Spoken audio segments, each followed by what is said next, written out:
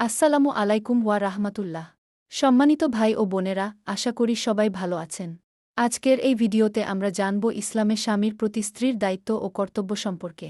ইসলাম স্বামী স্ত্রীর সম্পর্ককে অত্যন্ত সম্মান ও মর্যাদার সঙ্গে দেখেছে। তাই একজন স্ত্রীর জন্য স্বামীর হক আদায় করা অত্যন্ত গুরুত্বপূর্ণ একটি বিষয়। চলুন মূল আলোচনায় যাওয়া যাক। স্বামীর প্রতি স্ত্রীর দায়িত্ব। স্ত্রীর কাছে স্বামীর অনেক মর্যাদা রয়েছে। স্বামীকে আল্লাহ বহু সম্মান দিয়েছেন। আল্লাহর পরে স্বামীর আনুগত্য করতে বলেছেন। পবিত্র কোরআনে এরশাদ হয়েছে, পুরুষ নারীর কর্তা, আল্লাহ তাদের একে অপরের উপর শ্রেষ্ঠত্ব দান করেছেন। সূরা নিসা আয়াত ৩৪। রাসূলুল্লাহ সাল্লাল্লাহু আলাইহি ওয়াসাল্লাম বলেছেন, আমি যদি কাউকে কারোর জন্য সিজদা করার আদেশ দিতাম, তাহলে স্ত্রীদের বলতাম তাদের স্বামীদের সিজদা করতে। কেননা আল্লাহ তাআলা স্ত্রীদের কাছে স্বামীদের বিশেষ হক দিয়েছেন। মুস্তাদরাকে হাকেম হাদিস 2817।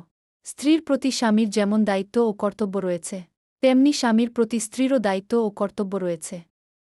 একজন আদর্শবান স্ত্রী অবশ্যই এগুলো পালন করবেন। স্বামীর প্রতি আনুগত্য স্ত্রীকে জান্নাতে নিয়ে যাবে। রাসূলুল্লাহ সাল্লাল্লাহু আলাইহি ওয়াসাল্লাম বলেছেন, কোনো নারী যদি ৫ ওয়াক্ত নামাজ আদায় করে, রমজানের রোজা রাখে, নিজের সতীত্ব রক্ষা করে এবং স্বামীর আনুগত্য করে, তাহলে তাকে কিয়ামতের দিন বলা হবে, যে দরজা দিয়ে ইচ্ছা সেই দরজা দিয়ে জান্নাতে প্রবেশ করোক। মুসনাদে আহমদ হাদিস ১৬৬। স্বামীর প্রতি পূর্ণ আনুগত্য ও শ্রদ্ধা রাখতে হবে। সদ্ব্যবহার করতে হবে। হাসিমুখে কথা বলতে হবে। স্বামী খুশি হয় এমন কাজ করতে হবে। স্বামীর জন্য নিজেকে পরিপাটি করে রাখা স্ত্রীর নৈতিক দায়িত্ব। স্বামী খুশি হলে আল্লাহ খুশি হন। যার প্রতি আল্লাহর সন্তুষ্টি আছে তার জীবনে আর কিসের প্রয়োজন। রাসূলুল্লাহ সাল্লাল্লাহু আলাইহি ওয়াসাল্লাম বলেছেন, যদি কোনো স্ত্রীলোক এমতাবস্থায় মারা যায় যে তার স্বামী তার উপর সন্তুষ্ট ছিল, তবে সে জান্নাতে প্রবেশ করবে। তিরমিজি হাদিস 1161। স্বামীর প্রতিটি বৈধ কথাই পালন করা স্ত্রীর জন্য আবশ্যক। রাসূলুল্লাহ সাল্লাল্লাহু আলাইহি ওয়াসাল্লাম বলেছেন, স্বামী যখন তার প্রয়োজনে স্ত্রীকে ডাকে, সে যেন অবশ্যই তার কাছে আগমন করে, যদিও সে চুলার উপর ব্যস্ত থাকে। তিরমিজি হাদিস 1160। আরেক হাদিসে রাসূলুল্লাহ সাল্লাল্লাহু আলাইহি ওয়াসাল্লাম বলেছেন, যখন কোনো পুরুষ তার স্ত্রীকে শয্যায় ডাকে, এরপর স্ত্রী যদি স্বামীর আহ্বানে সাড়া না দেয়, তার স্বামী যদি তার প্রতি নারাজ অবস্থায় রাত অতিবাহিত করে, এমতাবস্থায় জান্নাতের বাসিন্দারা সকাল হওয়া পর্যন্ত স্ত্রীকে অভিশাপ দিতে থাকে। বুখারী হাদিস 3237। স্বামীকে কষ্ট দেওয়া পাপ। এতে জান্নাতি নারীরা স্ত্রীর উপর অভিসম্পাত করেন।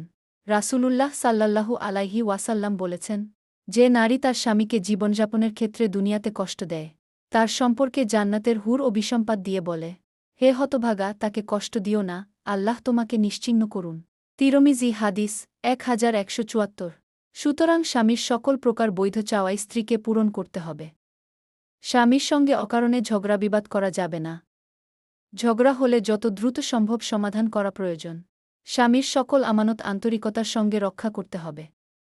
ধনসম্পদ, টাকা পয়সা, সন্তানাদি সুষ্ঠুভাবে সংরক্ষণ করতে হবে।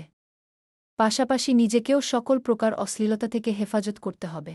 আল্লাহ বলেন, সাধ্বী স্ত্রীরা হয় অনুগত এবং আল্লাহ যা হেফাজতযোগ্য করে দিয়েছেন, লোকচক্ষুর অন্তরালে তার হেফাজত করে।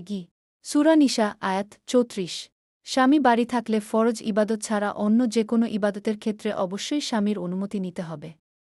স্বামীর অনুমতি ছাড়া নফল ইবাদত বা রোজা রাখা যাবে না।